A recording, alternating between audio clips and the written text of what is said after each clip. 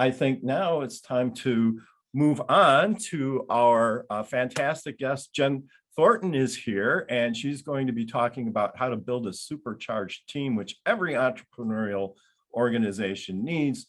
Welcome to the show, Jen. It's amazing that you're here with us. And please, for our audience who are maybe thinking about, starting a company, why don't you talk a little bit about how they can build a team, when they should build a team, and maybe also talk about how you built your business.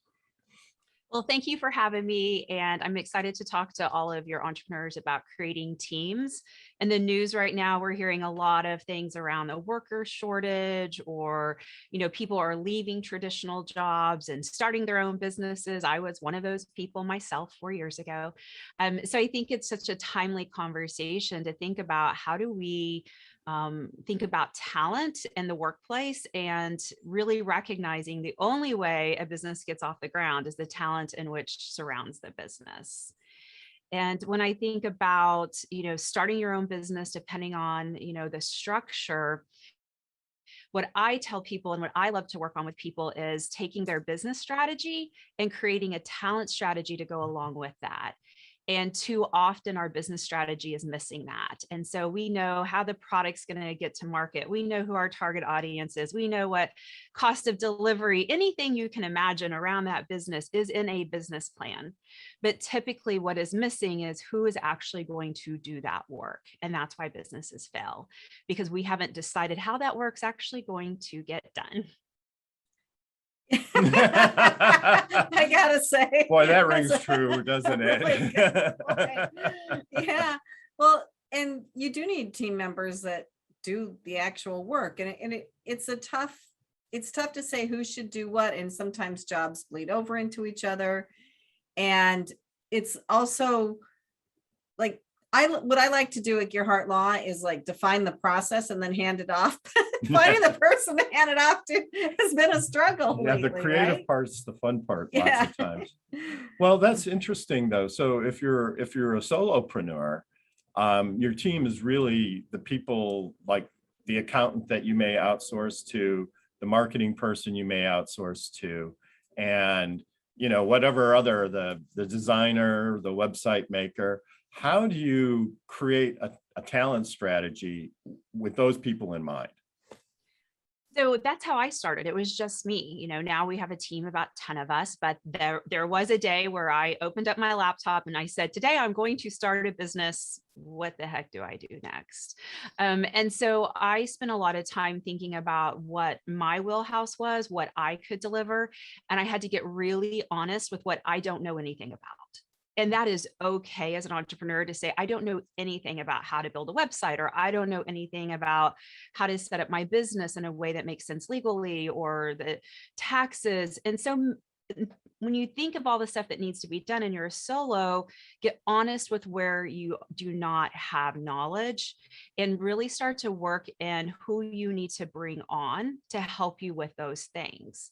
And one of the mistakes I see a lot of solo entrepreneurs do is they may start to bring on one person. And so they think about bringing on one full-time person, and they are like, okay, I need you to do accounting and marketing.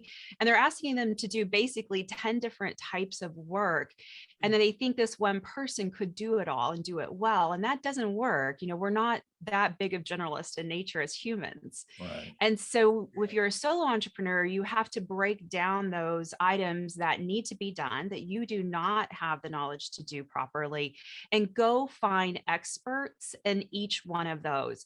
It's better to find 5 great people who are experts in what they do and work with those 5 people in a small way, versus trying to find one person who you think could do it all, because those people are few and far between.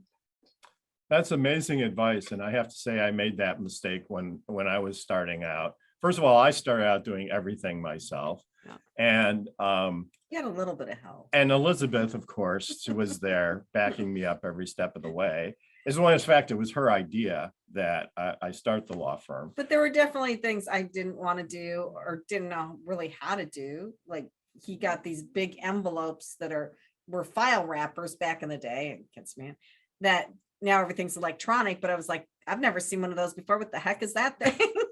Right. And Yeah. And so, but you're right. And part of the thing is I was bootstrapping, right? So, to go out and start paying people at the time $100 an hour for 5 hours a week seemed like a lot of money at the time. And I didn't know how I was going to afford all of this, all of the talent. And so if you're strapped for cash, is there a strategy that somebody could employ? right.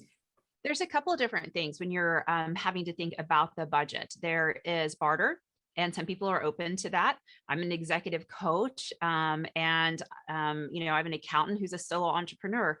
I could have thought about how to barter with her. That could have been an option. And then in today's world, the nice thing is there is the internet. There is YouTube. Verify anything you find on YouTube. You'll find 4 videos that tell you 4 different things on the same topic, and they're all experts. But be very careful about what could crash your business. And those are always anything legal or anything around taxes. And really think about how to make sure you protect some of those things that could be financially a ruin for your organization. Just like our patents, you've come up with an idea, it's really close to someone else's, you don't know that. The legal ramifications of that could take down your business. So really focus in on those core things, and then those other things that you can know enough to be dangerous to figure out, jump in and try to do those.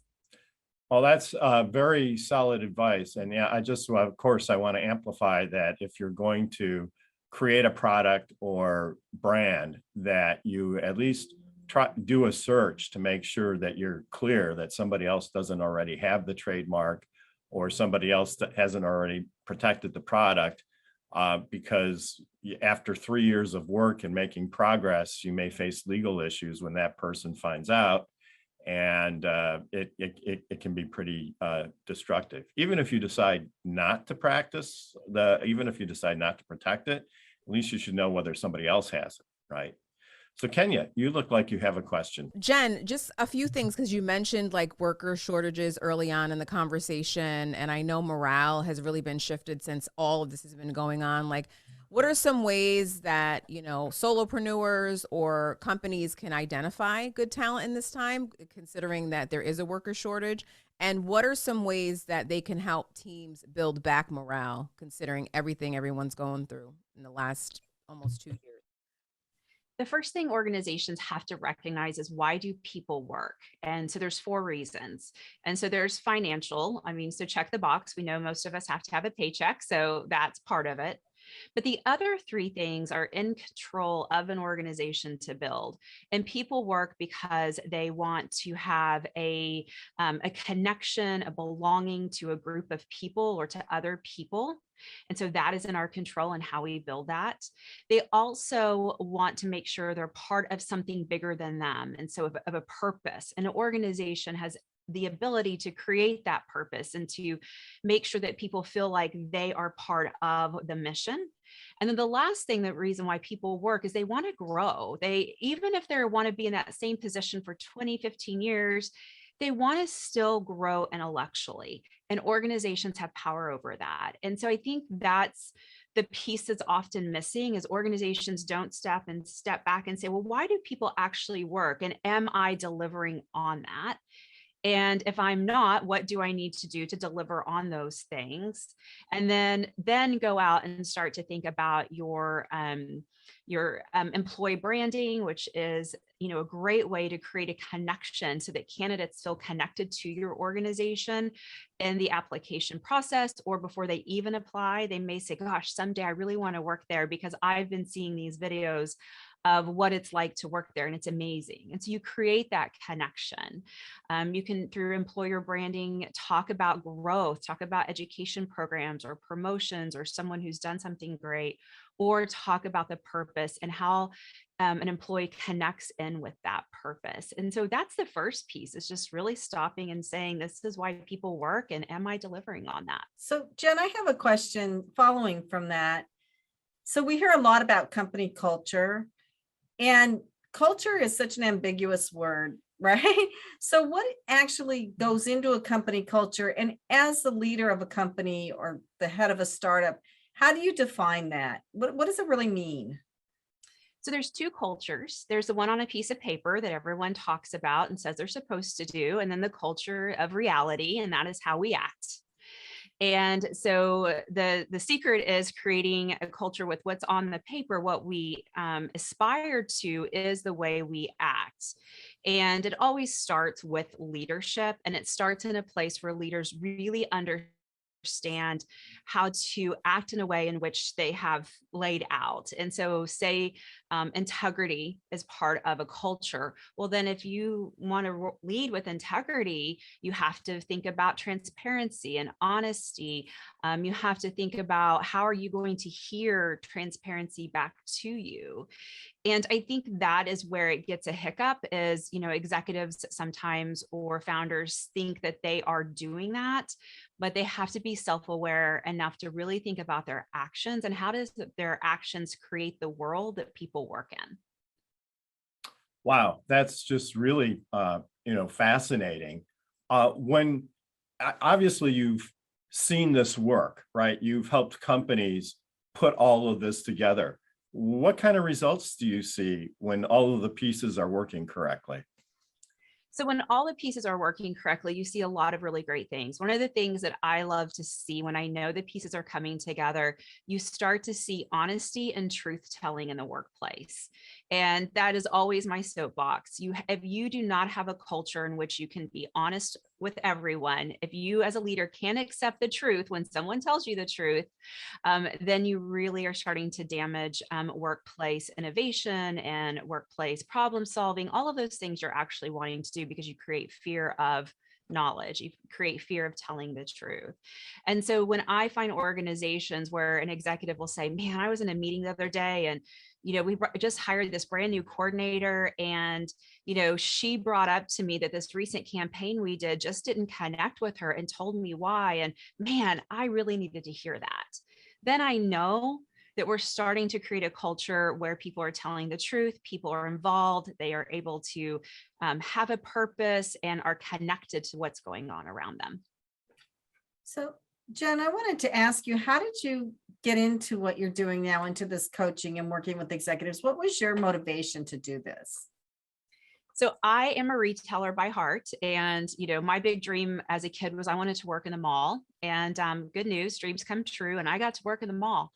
Um, and I started leading teams at a really young age. And at a very young age, started recognizing who I had on duty that night when I was closing impacted my KPIs. I loved waking up to my KPIs every single morning. And just from a young age, I started figuring out that I connected the dots. Who was on my team had a direct correlation to my business results. And so, progressed many years. I did operations. I went into HR. I've been domestic. I've been in international HR. And time again, it was proven that companies or concepts, ideas, new adventures, whatever you're doing, it either is successful or it fails based on the people you put on that project. And so after doing that for a lot of years and helping organizations internally as an employee figure out how to create the talent strategy for the new project, I thought, what, I want to have some variety and I want to go off and do it myself. And a lot of things led up to that, but it was those moments in time I'll never forget. I was in a boardroom in Hong Kong. Someone walked in and said something and I thought, nope, I'm done. I'm out of here. I'm going to do this on my own. I flew home and started trying to figure it out. So that's how I got here today. And, my passion around helping businesses succeed through their talent. That's really great. Are you happy that you made the decision to cut ties with the corporate organization and go out on your own? I am. And the reason why is there is this amazing sense of accomplishment and, my confidence is built. It is hard. Some days I wake up and think, what was I thinking? And then 5 minutes later, I'll get an email from a client and I'm like, oh, I was thinking this is going to be wonderful. And it truly is wonderful. But I am so happy I made this decision. And I've, always worked in a corporate environment. So I truly feel like I work with every one of my clients. They don't feel like, a vendor relationship or a consultant relationship. Like I tell them, I'm like, if I join, you're going to have to kind of pretend like I'm a team member, because I will. Like, I will be part of your team. And our clients stay, we've had our very first clients are still our clients today, because we truly do become a team. And there's a purpose of creating this energy through talent and creating better communities. It's the best way to build a better community, is really providing great work environments for people, because how you're treated at work impacts how you treat people when you go home at night. And so here at 304, one of our biggest values is creating better communities. And we do that through the work environment. Awesome. Kenya? I mean, you said a whole lot, but I just think what's important to take away is the fact that there are tactics and things that corporations and solopreneurs can use to build effective teams that create, an effective workflow for an organization. But if you had to kind of tie it all together in a bow, what would you say would be the most important thing that a corporation or an entrepreneur can apply immediately that could create some effective change?